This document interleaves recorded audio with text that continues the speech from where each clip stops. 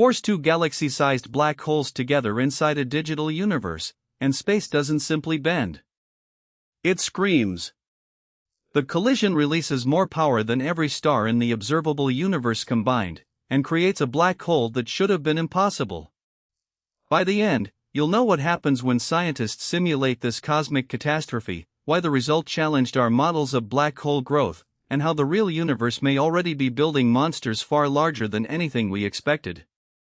Imagine you're floating above a universe built entirely from equations. There are no telescope limitations here. No clouds of dust blocking your view. Scientists can change gravity, accelerate time, and place objects wherever they want. So they create two black holes, but not ordinary ones. Each contains billions of times the mass of our Sun. Their event horizons are wider than planetary systems. Their gravity distorts entire galaxies. Then the simulation places them on a collision course. At first, they orbit slowly, separated by thousands of light-years. But as their galaxies merge, stars and gas steal energy from the orbit. The black holes spiral inward. A journey that would take billions of years in reality can now unfold before your eyes. And with every orbit, the universe around them becomes more violent. Here's the first contradiction: when galaxies collide, their stars almost never hit each other. The distances between stars are simply too large. Our Sun could pass through another galaxy without touching a single star. But the galaxies still tear each other apart. Gravity stretches their spiral arms into glowing ribbons. Gas clouds slam together, triggering waves of newborn stars. And at the center of each galaxy, the black holes sink deeper into the wreckage. Eventually, they form a binary, two supermassive black holes locked in orbit. Now imagine standing on a nearby planet. The night sky would contain two distorted galactic cores. Stars would move along warped paths. Radiation from superheated gas could outshine the rest of the galaxy. But the most dangerous force would be completely invisible: gravitational waves carrying energy away from the orbit. Gravitational waves are ripples in spacetime itself. As the black holes orbit, they squeeze and stretch the space around them. Those distortions travel outward at light speed, carrying energy into the cosmos.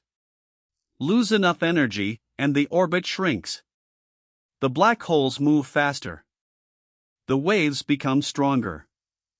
The orbit shrinks again. It's a feedback loop. Near the end, objects weighing billions of suns can circle each other in hours. Their orbital speeds climb to a significant fraction of light speed. Space stops behaving like a passive background and begins twisting like fabric caught in machinery. Then something strange happens inside the simulation. The expected spiral becomes unstable. The event horizons deform. The surrounding gas flashes brighter. The black holes are approaching the point where even our intuition becomes useless.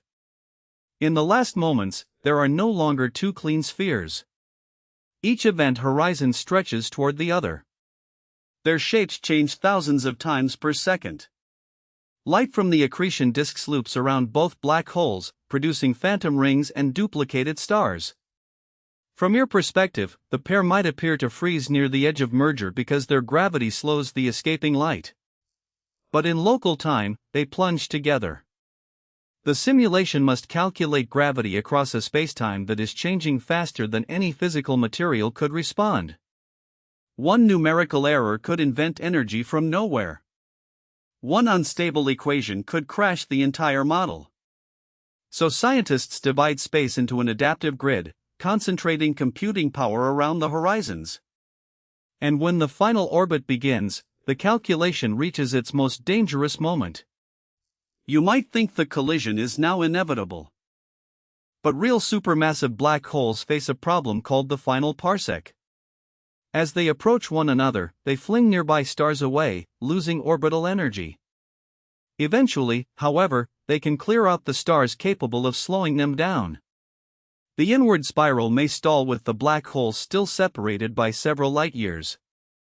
That means the universe needs another mechanism: fresh stars, dense gas, a third black hole, or an orbit distorted enough to keep draining energy.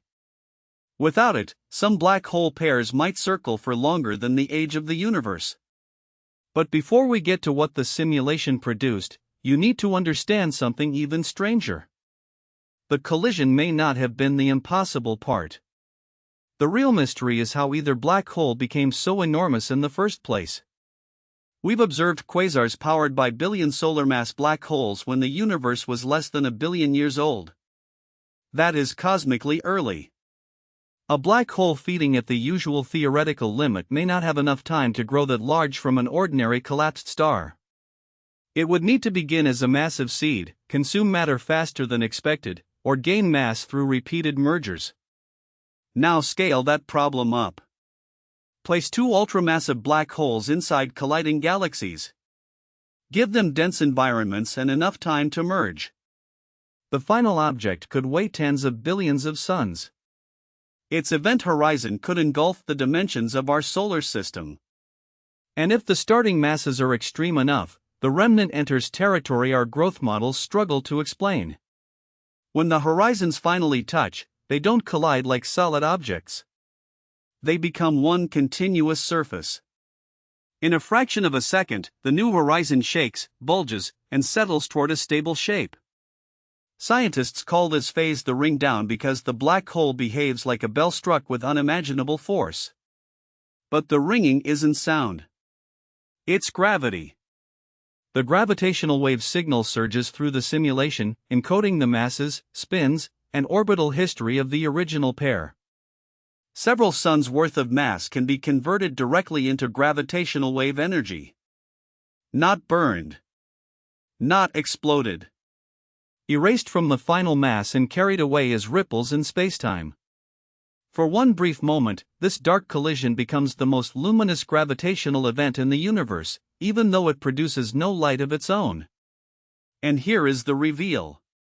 The simulation produces a single ultramassive black hole, potentially tens of billions of times heavier than the Sun. Its event horizon spans a distance comparable to the outer solar system. If you replaced our Sun with it, every planet would vanish behind the horizon. But its size isn't the only shock. The merger can launch the new black hole across space. If the 2 original black holes have unequal masses or mismatched spins, gravitational waves blast outward unevenly. Conservation of momentum kicks the remnant in the opposite direction. At extreme speeds, it can be thrown from the center of its own galaxy. Think about that. An object containing the mass of billions of stars, ejected like a cannonball, wandering through intergalactic darkness with no bright galaxy marking its location. So how would we find collisions this large? Their gravitational waves are too slow for detectors built to catch stellar mass black holes. Instead, astronomers use pulsars, rapidly spinning neutron stars that flash with extraordinary precision. A passing gravitational wave changes the distance between Earth and those pulsars by a tiny amount, shifting when their signals arrive. By monitoring many pulsars across the sky, scientists can transform our region of the Milky Way into a galaxy-sized gravitational wave detector. Those measurements already suggest a low-frequency background hum, possibly created by countless pairs of supermassive black holes orbiting across the universe. Not one collision. An entire cosmic population. The digital sandbox wasn't merely inventing an absurd scenario. It was showing us the extreme end of a process that may be unfolding right now, in galaxies too distant for any telescope to resolve. That is what happens when you force galaxy-sized black holes to collide. You don't break physics. You expose how extreme physics can become. Galaxies merge. Their central black holes spiral together. Spacetime carries away the orbit. 2 horizons become one, and the newborn giant rings with gravity before racing through the cosmos. The impossible black hole is not impossible because relativity forbids it. It feels impossible because the universe must assemble an extraordinary chain of events: massive early seeds, relentless feeding, repeated galaxy mergers, and a final orbit that somehow crosses the last parsec. But given enough galaxies, enough time, and enough cosmic violence, even the most improbable monsters may eventually be built.